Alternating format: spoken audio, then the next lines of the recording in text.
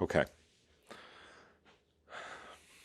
This was supposed to be so simple. I just wanted to make a simple video about some simple tools that you simply need to get if you're going to be working on stuff for yourself. And as you can see, there's a lot going on here. What exactly is it you're building here? So I think what I'm going to do is this, is I'm going to run through some tools and I will establish kind of like a minimum.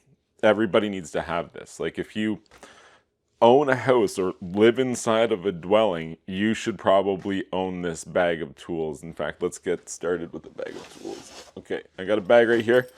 There are no tools in my bag. There are some rags only in the bag, and that's our starting point. We've got a tool bag. We should throw a couple rags in there. We might need that for an assortment of different reasons.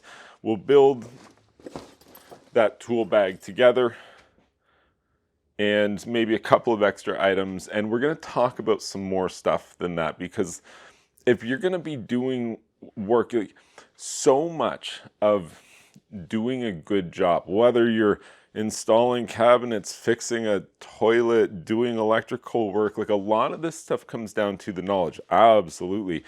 And a lot of it comes down to the tools that you're using. Like you could take a terrible, crappy tool and put it in very skilled hands and they'll get the job done, but it's not going to look great. You know, you just can't do quality work with poor quality tools. So yeah, like you should invest a little bit in getting some kind of competent tool set if you're expecting to work on stuff and you want to set yourself up for success, which you do. You want to set yourself up for success. So we're going to do that together here.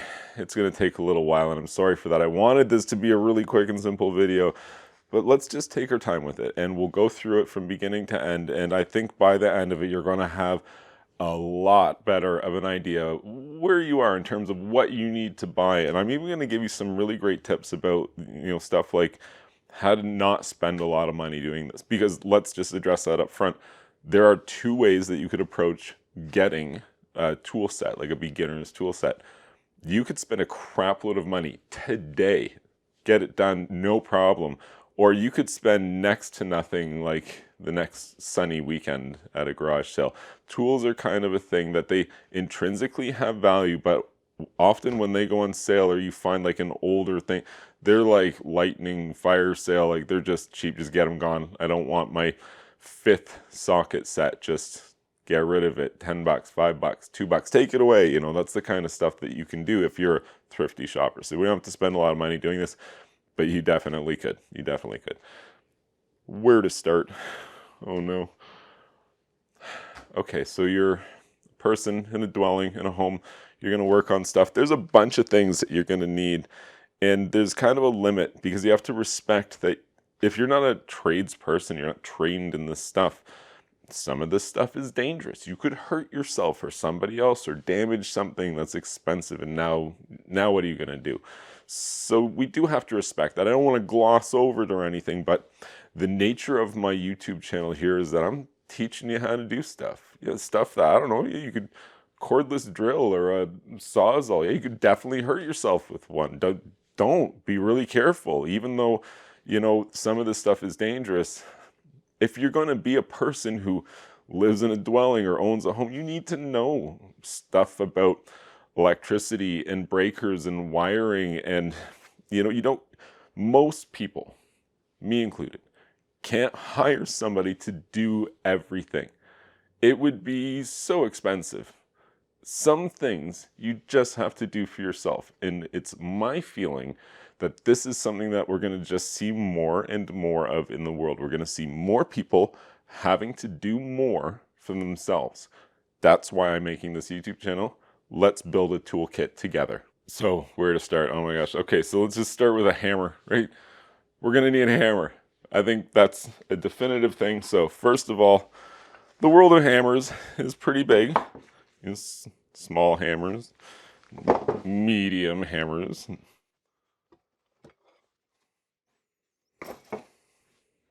Depending on the size of the thing you need to bash, you need to have a different size hammer. But most people not framing a house you don't need a gigantic hammer. You know what? I want the nail to go in when I'm hitting it, so that's something to be said. Like, different size people would use a different size hammer, but I think the middle of the road one is really the way to go. It's going to be the most versatile for you, so let's set that guy aside.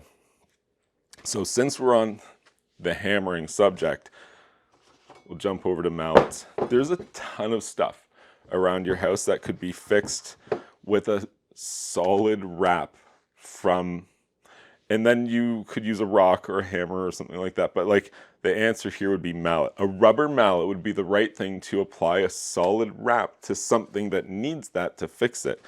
And you're like, if you're literally thinking, what are you talking about? I'll give you an example. Do you have a pool pump? An old pool pump that used to run, but you just started and it just won't seem to go? Give it a pop with one of those, and if there's rust on it, it might just jog the motor enough that it starts turning and runs again. Sometimes you need to do that kind of stuff when you're doing work or doing service. A mallet is a much better choice than a rock. And I like to usually carry a black mallet and a white mallet, or something to that degree. There are differences in them, but ultimately there's a lot of times that one or the other is going to leave too much of a mark on whatever it is that you're hitting. So I want to have at least some choice in the rubber mallet that I'm using to hit whatever it is that needs hitting. Tuck both those guys in there. A lot of the big stuff is coming early on here. So let's talk about drywall knife. This thing is like integral. Even new, they're only a couple of dollars, but that's something that you need. You have drywall, you line this thing up and you hit it until it goes through the drywall, and then you just start cutting. This is an integral tool to have if you foresee yourself doing any kind of drywall work where you're going to be cutting a spot where you need a new electrical outlet or something like that. If there's a hole that it's going to need to be repaired, probably you're going to want to have that tool to cut out that area. Oftentimes there's going to be options for you in terms of what tool to use. There's not usually a definitive tool that needs to be used. It's usually like a choice of tools to be used.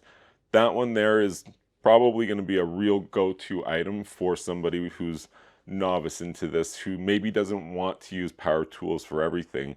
Maybe you're not comfortable with that. Maybe you don't have a bunch of power tools. That drywall knife, you can do a lot of work with that drywall knife. What else? Okay, let's get rid of the scrapers here. They're taking up a lot of room. Basically, small, medium, and large scrapers. So you would do a bunch of different things with these. There's gum, a bunch of gum stuck up underside the table. I'd scrape that off with that. These two often work in combination with each other when you're doing something like drywall work. And a professional drywaller is going to have a host of opinions for you right now about which would be the right size and application, whatever. And I totally agree with them. If they do it professionally, they definitely are going to have different tools than these. But I'm just trying to establish kind of like a minimum passable set. We could do a lot of work with this set, with a small, medium, and large scraper set.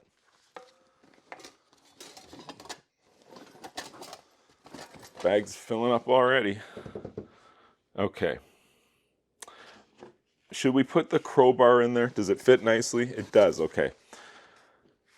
A crowbar would be pretty good to have. Like, yeah, it normally applies more to kind of heavier construction stuff, but I don't know, there's going to be a bunch of times where just a little applied leverage in just the right place might be the solution.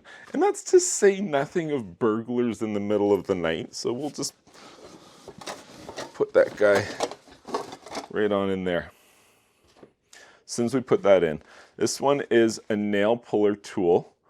And if you are going to do any kind of woodwork, trim work, it's something like this would be an integral tool to have. You can pull out nails a lot cleaner with something like this than you could with just the claw end on your hammer. And since we're trying to do some nice technical work here, I think there's room in the bag for that. Well, hey, this is not, I'm not going to put this in the bag, right? But you know what you should have? You should have a sander. This is a palm sander. It's a quarter sheet palm sander. And the quarter sheet just refers to when they sell you sandpaper. If you were to cut it into 4, well, it would fit perfectly right on this. And commonly you might see a quarter sheet or 1/3 sheet. Those are the 2 most common sizes you're going to see. These things, they're so cheap. I don't know, you might be able to pick one up brand new for 10 or 20 bucks, used for probably next to nothing. I don't want to carry it around in my tool bag here, but you would want to have these. There's a lot of reasons why you might want to use this in and around the home. So I guess it warrants mentioning, but I'm still going to put it aside. I'm not going to put it in the bags. It's too heavy to carry around. Okay, well, we're not getting very far without our tape measure. And if we don't get very far, we'd be able to measure how far we went. So we're definitely going to need a tape measure. And you know what else is like a fundamental thing? It's like a small level.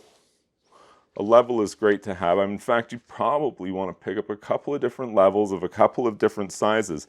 But I find this small one that, you know, fits right in like a side pocket or something like that. Easily fits in the bag. There we go. Tuck it in there. I like having one of those, and it's going to do a lot for you. So, I had some straggler hardware in the bag weighing it down. Get rid of that. All right, well, as I look over here, this is an obvious standout. Like, we're going to need some gloves for you. Going to hurt your hands. There's actually times where it would be not appropriate to wear gloves. You know, there's often there's a lot of considerations here. Like, you wouldn't want to be wearing baggy gloves and doing something where, you know, the gloves could catch and you could get injured. But by and large, you're going to find that wearing gloves would be nice when you're working on stuff, especially if you don't work on stuff a lot. Like, you genuinely do get thicker skin on your hands. Like, my father's a mechanic by trade, and his hands don't look like human hands. They're gigantic. They don't even look real. It's unbelievable that they would have dexterity, and they absolutely do, because he's one of the best guitar players I've literally ever seen in my life. So it's crazy. And moving along, gloves are good. Okay, let's just get these little guys out of the way. Carpenter's pencil. Pick up a couple of them. They're handy to have, and they're certainly not expensive. These 2 really are entirely optional. I just saw them sitting in my tool drawer, and I'm like, I don't know, I guess throw them in, because sometimes you can get tools for cheap, like used or at a garage sale, or, you know, clear out of some kind. You know, a big permanent marker, that'd be a handy thing to have a lot of the times. And for the times when even the big permanent marker isn't getting the job done, a paint marker is pretty useful. Shake that thing up, and then it'll paint pretty much anything that you want. Okay, so we'll stick those guys on in there. Let's just talk about screwdrivers. Get that out of the way. When you go to buy screwdrivers, if you go to buy them at the store, which is actually a pretty good idea, because these are one of these things that go on like super duper sale. It's like 85% sale. Take this crap out of here. Like, wait for one of those sales. But here's the thing. Don't get suckered into it'll be like a 25-piece set, 38-piece set, 120-piece screwdrivers. You don't need 120 different screwdrivers. I assure you, you need like a half dozen. A half dozen is going to do like almost everything in your home. So yeah, by the time you pick up the one with, I don't know, like 28 screwdrivers in it, it's going to be very comprehensive for you. It's going to have everything you need. But at its most core, like, if I don't want to hurt my back carrying around this tool bag, I'm going to definitely start with a standard screwdriver. People could call it a slot screwdriver, or a straight edge screwdriver. I would just call it a standard screwdriver. And I guess let's also just address this right now. Screwdrivers come in sizing. Like, if you were to talk to like a skilled tradesman, they wouldn't say, give me a standard screwdriver. They would give you more information. They would say, give me like the 3/16 number 4, right? So this refers to the actual physical size of the screwdriver. You know how there's like great big standard screwdrivers and little teensy tiny ones. Each one has a numerical value associated with it and or a color code associated with it. Like, look at these guys here. So Robertson screwdrivers, they're the square end ones.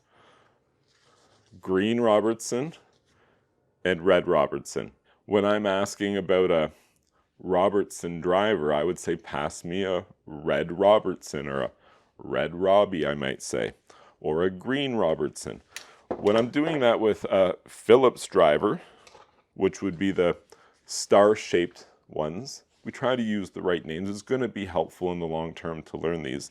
So with a Phillips driver, I would tend to refer to them in its numerical value, like bring me a number 2 Phillips, which is like this middle of the road size ones. The smaller the number, the smaller the size of the driver. So if I had a number 3 Phillips,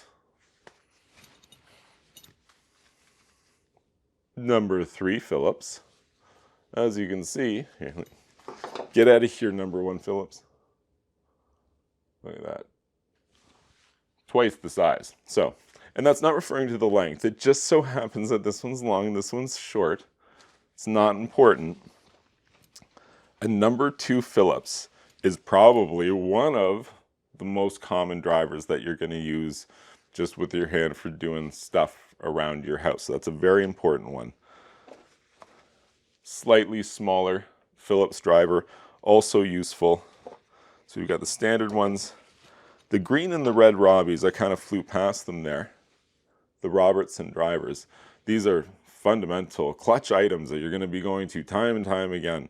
I don't really love these ones with the hard plastic handle. I'd prefer something with a little bit softer of a grip, because sometimes you're going to really have to give her with these things. Like if you were going to put in screws by hand like some kind of caveman, I would use one of these, because you wouldn't want to use a Phillips.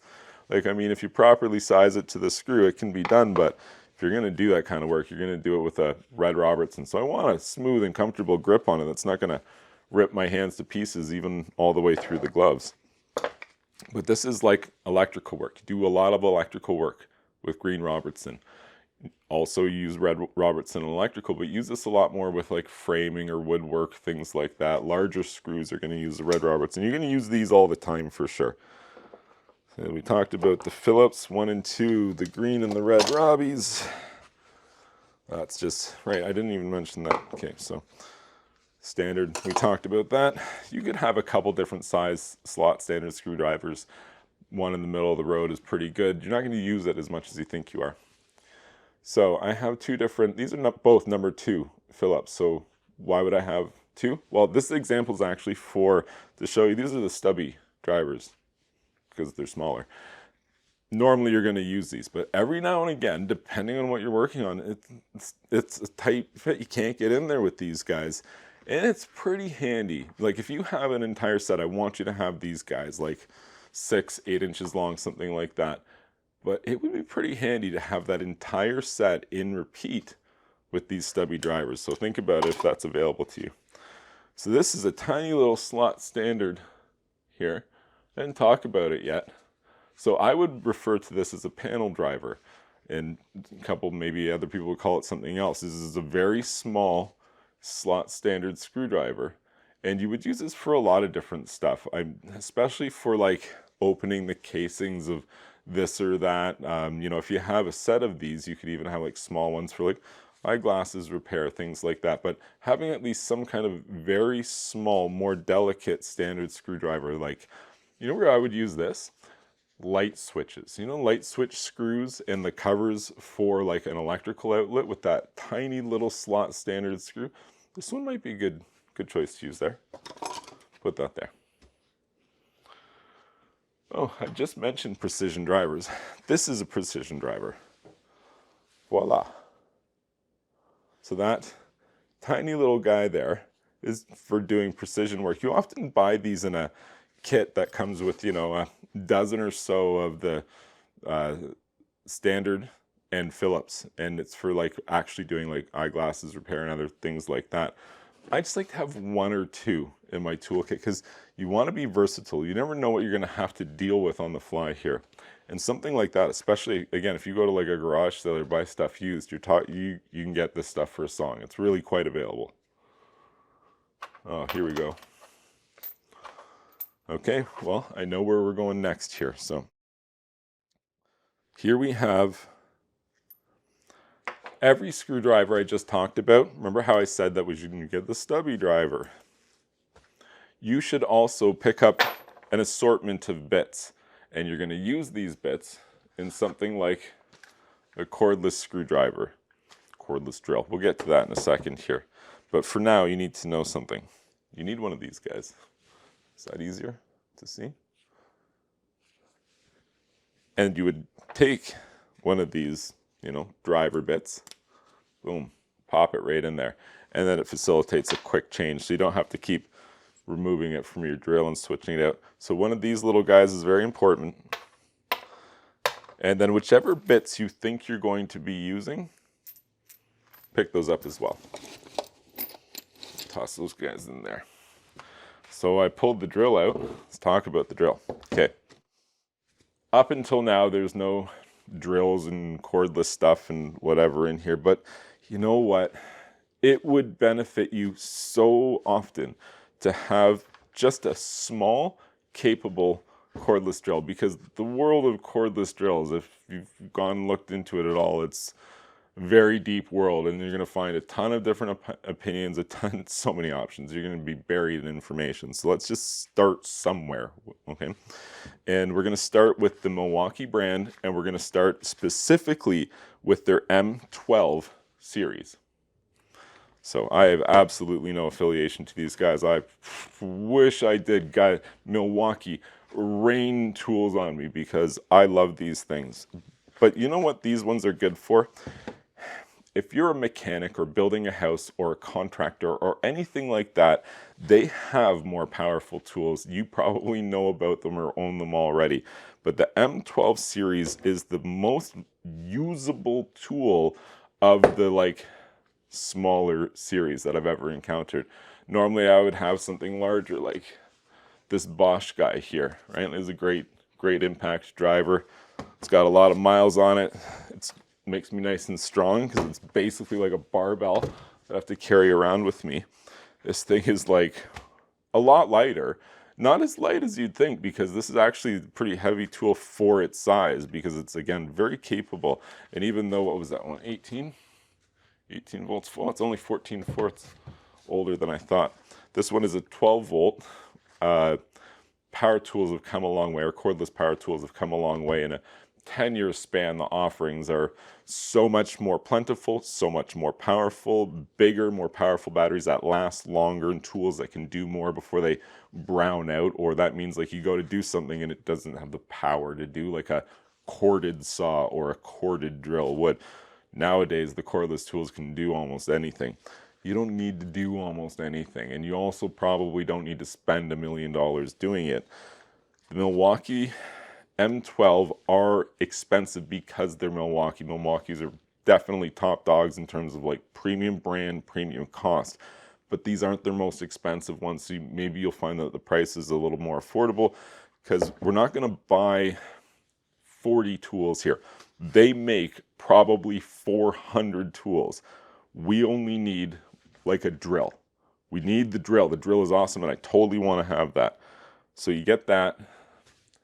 You get, okay, I don't have a ton of Milwaukee tools because I have other tools, but I wanted a smaller set, and I really liked these ones, and I wanted the drill. I got it. It came with an impact driver. You would use this for a lot of different stuff. If I were going to go build a new wood deck out back, and I wanted to take that, driver bit that we were just holding in our hands and use that to sink 1,000 screws into my new wood deck, that's the tool that I'd be using there. I hope I don't have to do too much of that. But this here, man, this is a standout, and it warrants mentioning at this point. I don't endorse underskilled hands working on things that they really don't know how to work on safely. Like this tool, this Milwaukee Hacksaw, has the potential to be a dangerous tool. Absolutely. So you would have to be careful, and I have to presume that you would know and understand how to be careful. But I will just tell you this.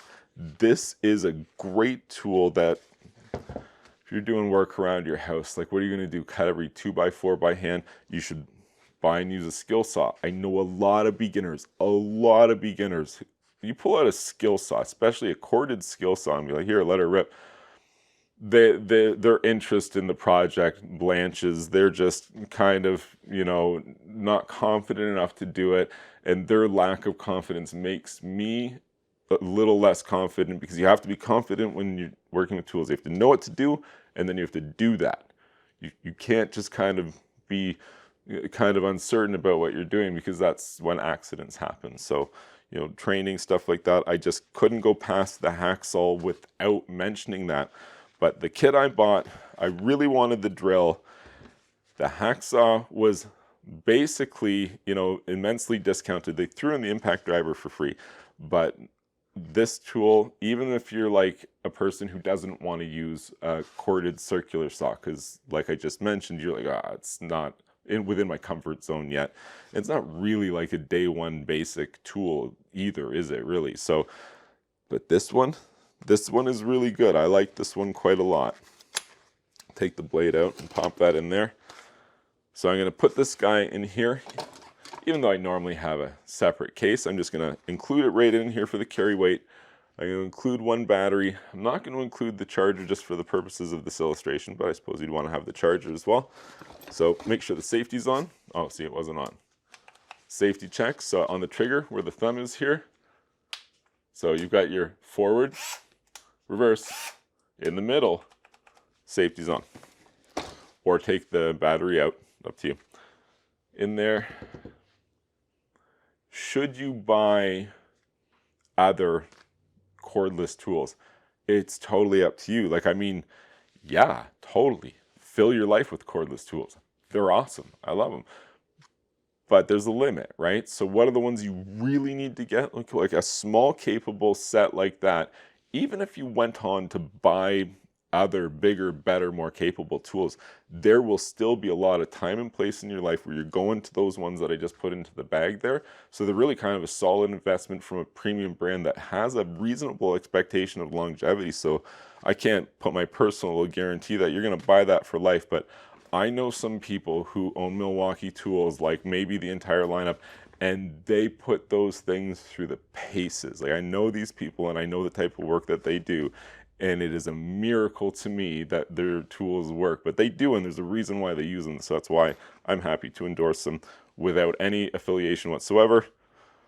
By all means, Milwaukee, get affiliated anytime you want. Razor knife, box cutter, I mean, there's other terms for them. Something like this. Now, I specifically would recommend to get the style where the blade extends out long like that. There's other styles, which I think is more the box cutter style, where the blade only sticks out 3/4 of an inch or an inch.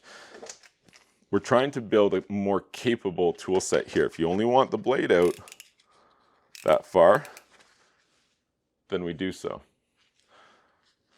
But if we have to do something where we have like a much longer cut, you can put the blade out. I like this brand too, the Olfa brand, because I do believe that this tool that I'm holding here has a lifetime guarantee. I think if I break this, even just through like extreme neglect or abuse, and contact them, I'm pretty sure they're going to give me another one or fix it or something like that. I don't know, maybe I'm wrong, but I'm pretty sure that's the case. And I like buying the replacement blades, which you should definitely buy, because you're going to use a bunch of these. They don't stay super sharp, super long, depending on what you're cutting. Buy replacement blades, buy them in this handy little case here, because every time I take my mostly dull razor knife out of here, it's still a razor blade, and what am I going to do with that? Just toss it in the kitchen garbage? No, that's why I like these things, because they just accumulate my old, and whenever there's a broken blade or an old rusty one that's still dangerously sharp, now at least I have a place to put it. So that's why I like these guys. And I'm going to put them right there. Okay, we're gonna get to some bigger hand tools here. There's a limit to this. Like, how many do you need? What are you doing? It kind of depends, right? Like this is already a pretty big kit of tools here, but vice grips, an adjustable wrench, maybe about a foot long in size, needle nose pliers, side cutters,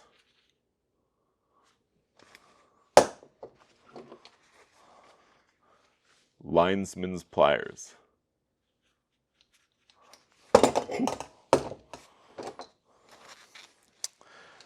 tin cutters, tin snips. What is the right term for these? I don't know.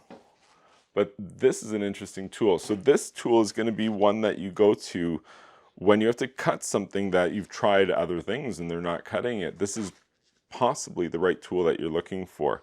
I broke mine. Don't judge me because the handle's broken on it to stop it from opening. But I do actually use these tools regularly. So all of these tools are like fundamental stuff that I want to have. If I'm going to be working on things,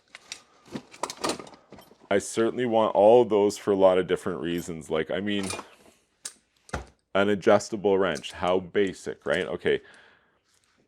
In skilled hands, an adjustable wrench replaces that whole wall.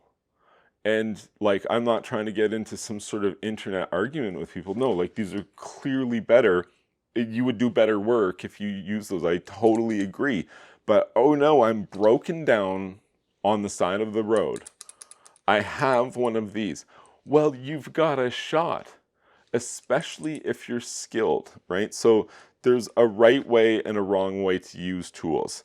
And further to that, you have to keep your tools in condition. Like a tool like this, if you don't use it a lot, it'll rust up and you won't be able to move it when you need to. A tool like this combination wrench is a little more forgiving. I can kind of, grab a head of a bolt and turn it this way or that. This one here is not quite the same, right? Look at the difference. Like, will that work? Will I grab on there?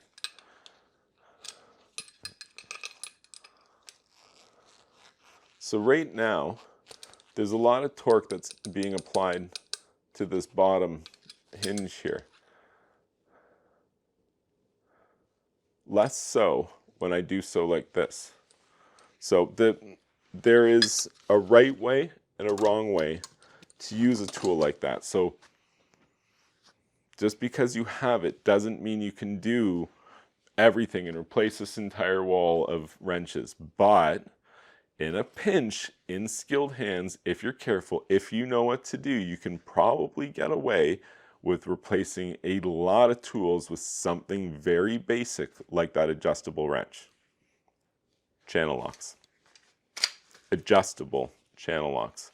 So these are the kind of thing, depending on what you're doing, you could have a bunch of different sizes of these. This is like the middle of the road size. If I wanted a more comprehensive set, I would have a smaller one and a larger one. The larger one in particular is very large. It's a very large, very heavy tool, but like, I don't know, if you have a 4-inch galvanized steel pipe in your basement that needs to have some like turning done to it, you're probably going to want one of those. Or if not, something like a pipe wrench over here. Something like that would definitely, when you get into the cast and the iron, you're certainly going to want something like that. I don't know that I'm going to carry that thing around every day just in the event that like a giant cast iron pipe pops up. But I certainly want to carry some adjustable channel locks. You can do a lot of work with those. And you know what's worth mentioning here? So these little guys here, same deal, just smaller. These ones have some miles on them, as you can see. I'm putting this in, and I'm going to say this to you. You'd think that, like, how many times would you use this? Why are you going to put that in? of every tool in here, maybe except for the cordless drill and one of the most basic drivers, this is probably one of the most go-to tools that I reach to for various things, which I can't even think of to name right now, but a handy small set of channel locks. It's very, very useful to have. How are we not going to have wire strippers? Might need to have strippers, and then we didn't have any, and that wouldn't be good, so we need some wire strippers. And these are something that, you know, there's so many different styles and kinds and whatever. There's numbers on them which indicate what they're used for. Basically, any that you find are probably going to be the right ones, are adequate for the average person with the average home who might be watching this YouTube video. 12, 14, 16, 18, 20. That's what it says on here. And this refers to the wire gauge size that you're going to be stripping the wire from. It's important to use the right size for the right wire. And this is going to be like, you'd be hard pressed to find a set of these that is the wrong ones. But if you need to double check and make sure they are, 12, 14, those are the ones that you're really going to be using most commonly, unless you're wiring heavy draw appliances like an electric dryer or electric stove. You know, I talked about electrical, so I guess we'll just do a little more electrical here. So holy cow, there's so many electrical things that you could, would, and should have for a comprehensive set of tools. And this is not a comprehensive set of tools. This is a beginner set of tools, which I've added some extra to, because we really do want to make sure we can get the job done here. Like when you need to do something yourself, which is kind of like the whole idea of this YouTube channel that I'm making here, when you need to do something yourself, if you don't have the right tool and you're using the wrong tool to get the job done, it sucks. It's not going to work. You're going to make a mess of things. You're going to break things. You're going to get hurt. It's just like literally half of the job is just having the right tool in your hand when you're standing in front of the problem. So that's why this has kind of gotten so big and out of hand. But if we're talking about electrical, we're talking about a person trying to be competent, you know, these are kind of clutch items. I wouldn't want to not have these items in my hands for sure. So real quick, what do we have here? We have an assortment of electrical testing devices. You would need to spend time learning about each of these to be able to competently use them.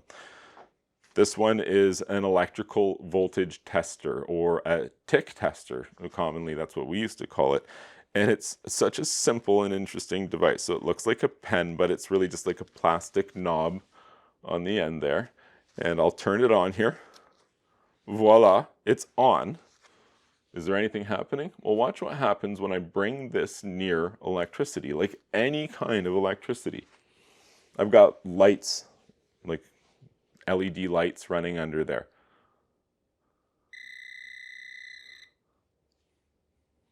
Isn't that neat? You want one of those. This handy little guy, it's not too expensive, but it's pretty handy to have. And if you're buying like a new house and going in there, you're not like rewiring the house, but you don't want to just be ill-informed walking around going, oh, I wonder if my house is going to light on fire because of shoddy electrical work. Well, a little tool like this would go a long way to helping. So there's two styles, really quick to explain. One of them has like a button on it. One of them doesn't. They both kind of do similar things. I'll quickly explain. So we're going to plug this into an electrical outlet. And there's 3 lights here. We have a red one and 2 orange ones. And there's kind of a little diagram on there which illustrates to us, depending on what lights up when you plug this in, it tells you if there's an open ground or an open neutral or an open hot, or if the hot and ground are reversed, or if the hot and neutral are reversed, or if just the 2 orange ones light up and that's it, everything's good.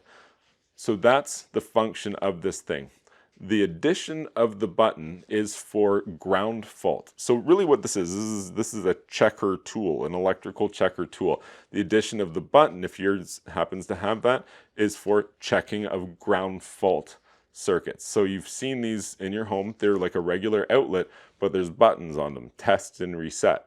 And these outlets are located near water or a kitchen sink or things which could be dangerous around electricity. So we use these special kind of quick interrupters that will trip faster in the event of a ground fault, such protecting the person. Like a normal breaker will trip. You've tripped out your breakers before vacuuming, things like that.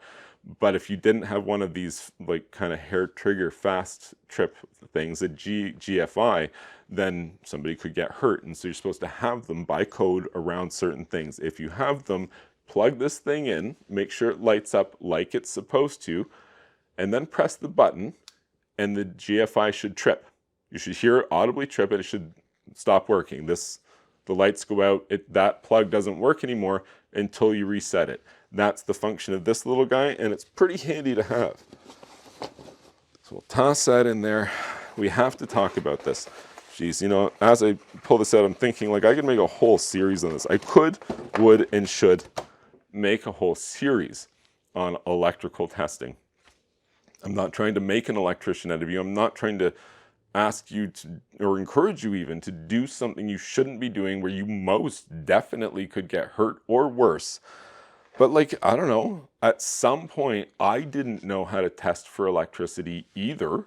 And it was dangerous for me too. And somebody had to show me.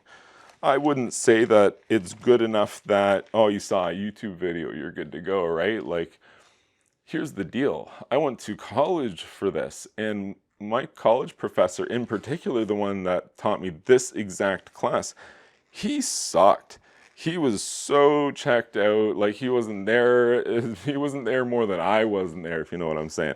So anyway, instruction is just all about the quality of the teacher, I suppose, right? And I'll tell you this. I might not be able to teach you via YouTube how to use this safely. In fact, I probably don't think I can or will.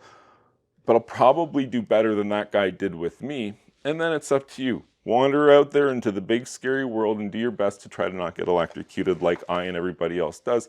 But do so with just a little bit more knowledge than you had coming into it. So this is an electrical multimeter. You've seen stuff like this before.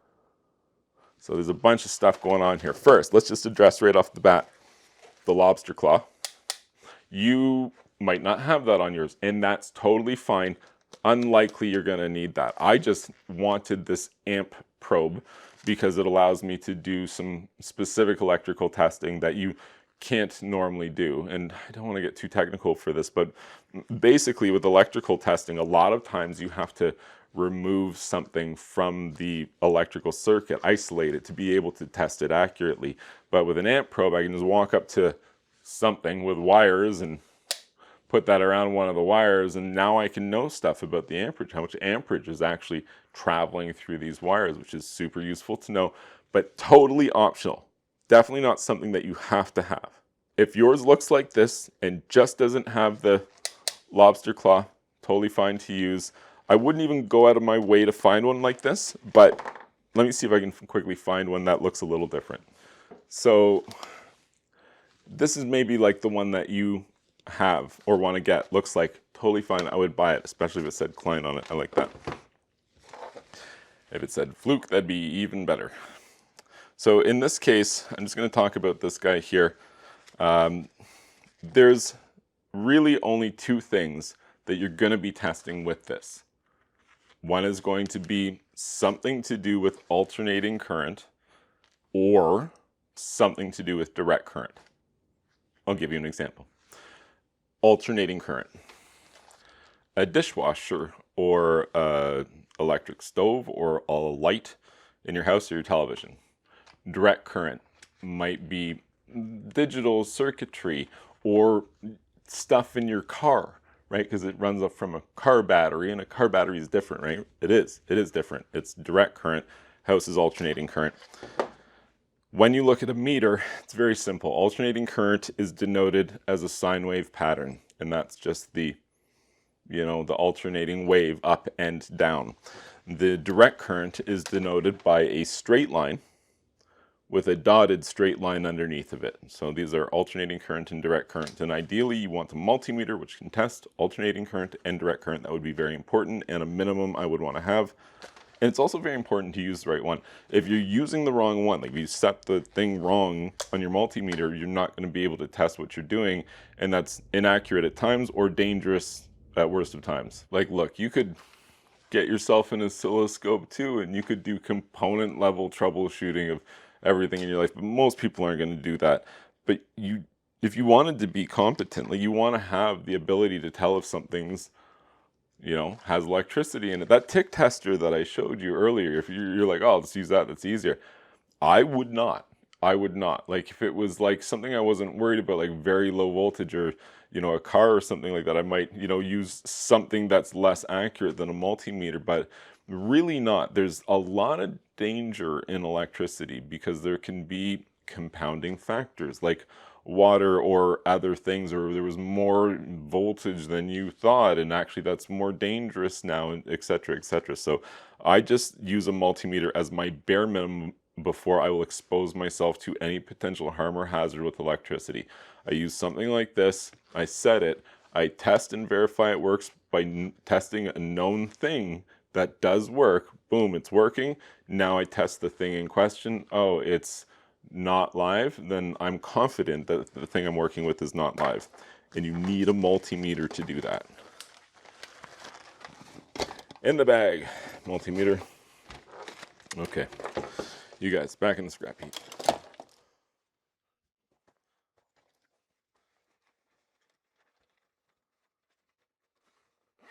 Multimeter would be a good thing to take care of. So I'm going to go ahead and just delicately shove that back in the bag. We talked about electricity, and that isn't everything you need, but like everything I just showed you plus a pair of wire strippers and a spool of wire, oh boy, you could do a lot of work at home with just that. With plumbing, I don't know, it kind of depends. This is one of these things. Plumbing, the age of your house, it matters a lot, right? The older the plumbing is, the harder it's going to be to work on. Like PV cut, if you have to cut into a 4-inch line, it's big, it's thick, it's heavy, all that. If it's PVC or ABS, it's honestly a little more forgiving than if it's like cast iron or galvanized steel. These are, you can still do stuff, but man, it's going to be like a pretty serious escalation in the difficulty and the effort and things like that. So let's talk about kind of some bare minimum stuff. I want to have the ability to cut copper pipes. There's a lot of copper plumbing used in a lot of houses, and most of that you would cut with this tool here. You put it around the pipe and you tighten it just slightly, do a pass or two, slightly again, slightly like a half turn. Pass or two, half turn again, maybe full turn, full turn, full turn, full turn, and then the pipe cuts. And there's more. I don't, this is not a plumbing lesson. The pipe is cut. I'm going to stop there. There's more that you could, would, and should do. But we can cut some pipes now. I'm just trying to decide. Like, I'm a contractor. I'm a retired contractor. I don't think that most people are going to use that. I use that, but I don't think that in the average residential situation, like, what are we going to, 1/2 inch, 3/4, 1 inch. Okay, this thing will cut on probably an inch, 1.25 inch pipe. So I'm going to say that is enough. We don't need to carry that other one around. Put that guy in there. I don't want to put this in the bag, but for a lot of years, for me, a lot of years, 20 years, this was one of my most go-to items. Like, this thing wouldn't, this was in my hands so much.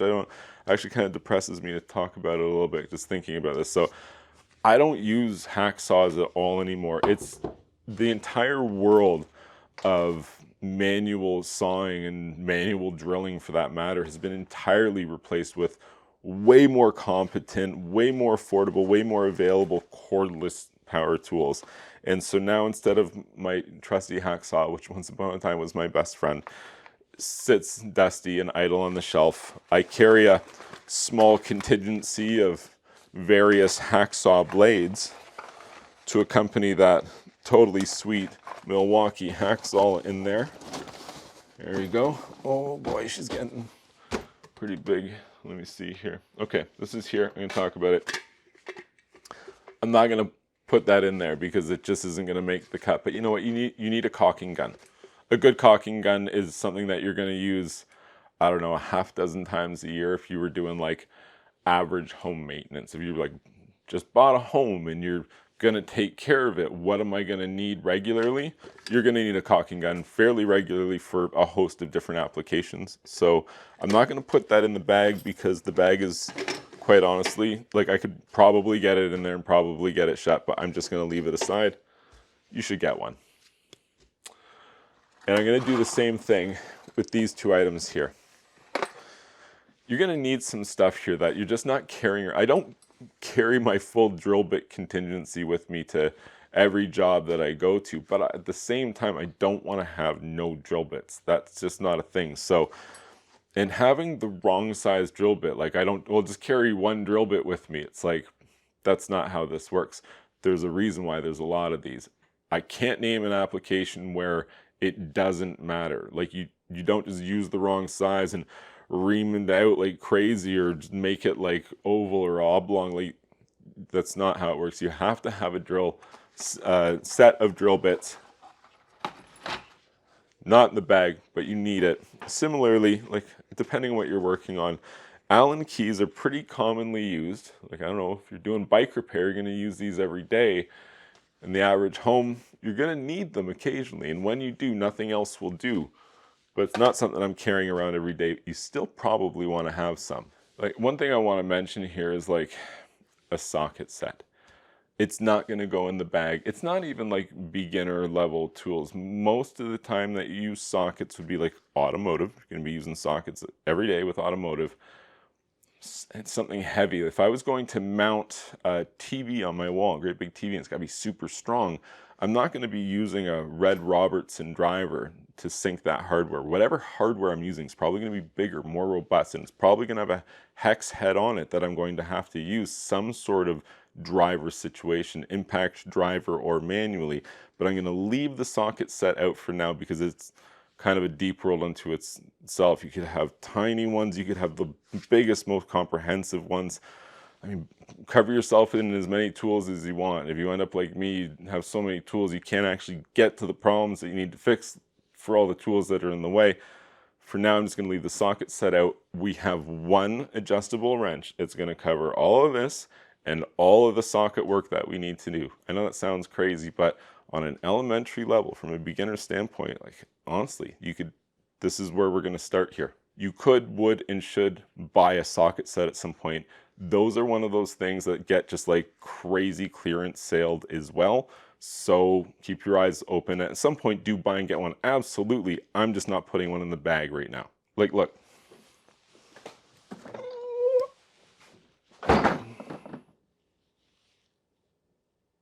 I'm sure there's some fundamental stuff that I must surely be forgetting here.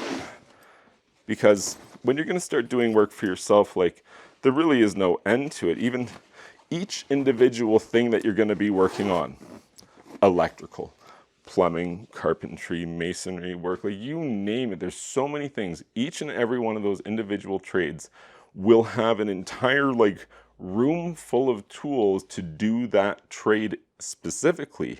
And those tools are all different than the other guy's tools, the other person's tools. Every trade is different. All of them have tools. Like mechanics, do you have any idea how many tools mechanics have?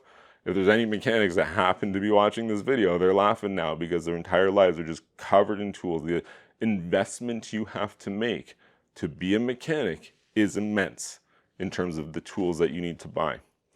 So we're not being a mechanic with this bag, that's for sure, but we can do a lot of stuff from hanging pictures to fixing holes in drywall. We can do some light electrical work here. It's a pretty competent bag of tools that we've made, and we've even included a hacksaw. Oh, good, it's not even that bad. We've included a hacksaw, a cordless drill. I don't have the charger in the bag, or don't bust my chops by not having the charger in the bag here, because like I could fit it in here. I just don't want to. I'm just proving a point. I'm happy with this. This is a long video. I'm tired. I thought I was going to make a video, beginner's tool bag, and I thought it was going to be like 3 screwdrivers and some pliers, and it's like, I barely touched on all of the things that you'd need. There's probably 100 individual tools that I could have included with this video. I just got something together here that I would want you to maybe start with this as an idea. Like, you might get lucky. You might go to like a, you know, garage sale or a flea market or something, and they're basically giving the things away. Like, what do you want? What do you want? I got 8 million sockets. Do you want any? I got every screwdriver that man's ever made. Do you want to buy some for like 10 cents each? So now you can start to accumulate a list, a bag of stuff that you've bought and that you're ready to do some work with. And I think, oh, you know what? I'm going to mention one more thing. I'm not putting it in the bag, but we've covered so much ground. A couple of clamps. These things work overtime. There's so many times where a small, medium, or large clamp will really save you a lot of heartache. I might even carry a small one in the bag because that's just how useful they are. So I think I'm calling it. I think we have a bag of tools that we can do some work with. I really hope that you found this helpful, and I hope that you like this video, subscribe to this YouTube channel, because I'm technically Steve, and it would technically help you to like and subscribe to this YouTube channel, and I can teach you a host of skills so that you can become more competent, more knowledgeable, more aware, more empowered to do work for yourself safely, get some stuff done, save some money. Like and subscribe. I'll see you next time.